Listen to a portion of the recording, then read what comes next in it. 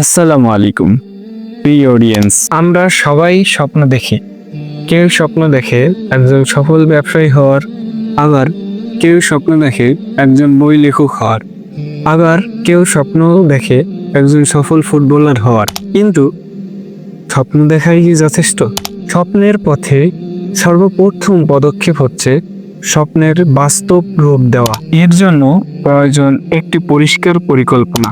আপনাকে জানতে হবে আপনার স্বপ্ন বাস্তবায়নের প্রথম ধাপগুলো। এটির জন্য একটি লক্ষ্য নির্ধারণ করুন এবং সেই লক্ষ্য অর্জনের জন্য একটি রূপরেখা তৈরি করুন। এছাড়াও মনে ইতিবাচক চিন্তা লালন করুন এবং মনে রাখবেন, সব সময় প্রথমবারের চেষ্টা সফল হয় না, কিন্তু এটা আপনার অধ্যবসায় যা আপনাকে সাফল্যের দিকে এগিয়ে নিয়ে যাবে। প্রতিটি বাধা এবং প্রতিটি ব্যর্থতা আপনার জন্য হোক শেখার এবং সামনে এগিয়ে যাওয়ার শক্তি। এখন প্রশ্ন হচ্ছে, আপনার সবথেকে বড় স্বপ্ন কি এবং তার জন্য আপনি কি পদক্ষেপ নিচ্ছেন? আপনার উত্তর আমাদের কমেন্ট বক্সে লিখুন।